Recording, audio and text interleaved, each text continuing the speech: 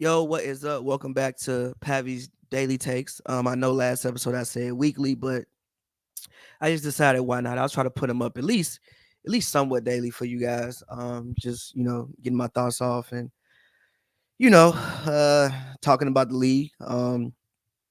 So yeah, I mean it's election day. It's November 5th, 2024, and today I want to talk about one Victor Wembanyama. As some of y'all may know, if y'all saw any other previews I was on, preseason, I expected big things from the Spurs. I still expect big things from the Spurs. It's only played how many games have the Spurs played? Maybe like 7 games. Like, yeah, it's not that many games. And so I still do expect big things from this basketball team. But one of the main reasons why I expected big things from the basketball team was I expected maybe my expectations was too high, but I don't think they were too high, especially if we calling this man. They called this man the greatest NBA, the greatest prospect in NBA history. So if it's the greatest prospect in NBA history, I don't think that my expectations of him being in MVP conversations and him having the Spurs close to 45 wins was a outrageous proposition. Having said that, I do want to say I know Greg Popovich is having some health issues. I don't want to say that Popovich get better, bro. Yeah, just get better, heal up. And I hope it's nothing too serious. And I hope he can be back on the sidelines if he so chooses to be back on the sidelines very, very soon. But Victor Wembanyama's offensive game is not where I thought it was going to be coming into this season. Defensively, as y'all know, I have nothing to say about the man. I think the man is one of the best defensive players, if not the best defensive player in the league already. It's just his length, his presence. Um, you see people adjust their shots, but I do think that this year, I think people are a little bit more used to his length and his size, but still, he's still an incredible defensive weapon. I mean, last night against the Clippers, he almost had a triple double, and a triple double consisted of blocks. Um, he's rebounding the ball decently. I wish he would rebound the ball a little bit better, but he is giving you 10 boards a night. I wish it was again. The man is 7'6", so I wish he could give you like 13, but he's still giving you 10 boards a night. So yeah, but offensively, it's just not where I thought it would be, man. And my main thing with Wemby, bro, is shoot 50% from the field, dog. You 7'6". I don't understand why I see a man 7'6" that want to go out there and play like Kevin Durant.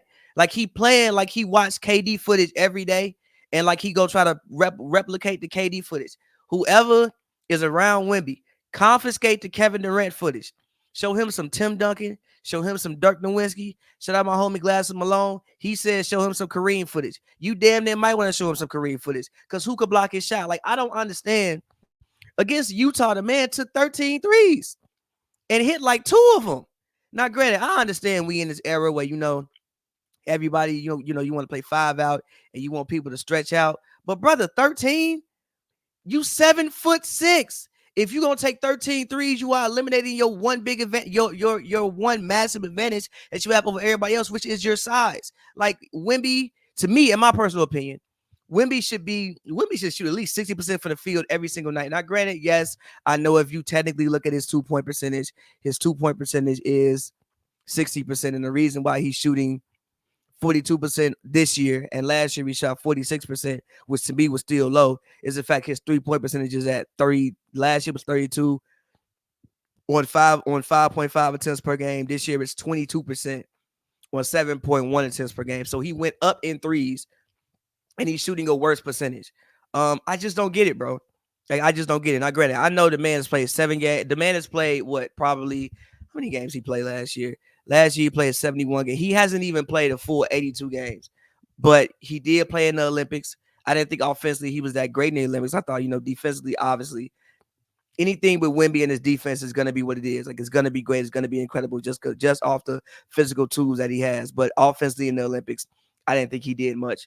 And I think he still has to figure out who he's going to be as an offensive guy. But in the process of figuring out who he's going to be as an offensive guy, I think you have to rein him in slightly on just trying shit. The reason you have to rein him in slightly on just trying shit is because, I mean, he's obviously talented. So if he gets in the habit of trying shit and some of the trying shit starts to actually just work, then I feel like he's gonna consistently for his career just be a guy who's doing the things that he's doing now, like out there shooting threes, shooting the 20-foot fadeaways, shooting step back threes, and not using his one big advantage, which is his size. Like I see too many times this year where teams have started to guard him with guards. Like there should never be a reason why a man is 7'6" and you can guard him with a guard. If you're guarding my 7'6" player with the guard, I'm gonna throw the ball to him somewhere near the basket, and I want you to turn around and throw the ball in the rim. Again, your one big advantage you have over everybody else is your size. Like when I understand, you know, the team isn't, the team isn't maybe quite where you would want it to be as far as like the players that you have around him yet. But I've been on record saying I don't think this team is as bad as people think it is. I think that this team has been doing a masterful job at trying to lose basketball games for the past maybe 2-3 years because they were rebuilding. But you do have talent, like you have Harrison Barnes, who's the actual veteran. You have Chris Paul. I mean, I thought that having Chris Paul, like, granted, it's game 7. But I thought we would even see more action. I thought he would be catching more lobs. I thought his efficiency would take a spike, actually, because of the fact you are playing with a consummate point guard in Chris Paul. And so far this season, I haven't seen that. It's not to be said again. It's game 7. It's not to be said that we won't see it later on down the line. I just don't currently like what I'm seeing from Victor Wembanyama offensively. And again, so far, I have been extremely disappointed with him on the offensive side of the ball. Defensively, I ain't got nothing to say. The man might win. The man gonna get some more defensive player of the year votes. He might be first team all defense, well deserved. But offensively, he got to get this shit together because again, I was on record saying he should get MVP votes this year, and he should. And the Spurs could possibly win at least 45 games if he is who we think he is.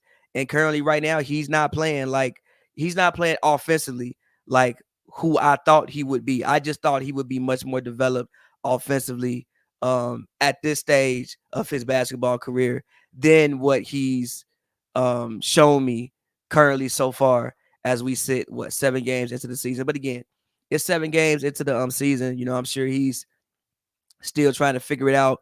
Also, the thing about it now is, unlike last year, teams have footage on you. They have 71 games of footage, and they also have Olympic games worth of footage on you that they didn't have last year. So, it's not going to be as, I don't want to say it was easy to score last year, but things are going to get increasingly more difficult for you as time goes on because there's just more footage out there on you. And like, it's not as, whatever you do is not as much of a shock, because guys have footage on you. But again, all the dribbling from 26 feet away from the rim, all the step back threes, the dribbling, like, I don't understand why he ever dribbles. Number one, you're 7'6". That's a long way to put the ball down. Not saying you ain't got a handle and you can't handle the basketball. I'm saying that's a long way to put the ball on the ground. Like a lot of people can get underneath that, run up under that, and just take it the other way. And I think you saw it a couple of times last night. If I'm not mistaken, like there's one play where Chris Dunn did it to him, if I'm not mistaken. But all of that, I don't like seeing. Like, bro, just get the ball, turn around, and shoot the ball. Can't nobody block your shot ever. Like, you never need to dribble. Just get the ball and shoot the ball. Who can block it? So again, man, I think we need to get the Kevin Durant footage away from the man.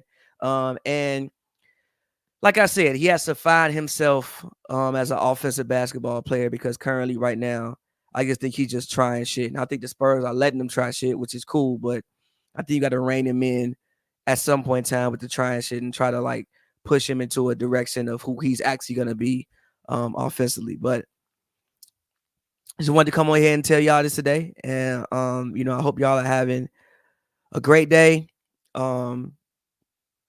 And, until next time, man, Pavy Lady Takes. Talk to you guys later.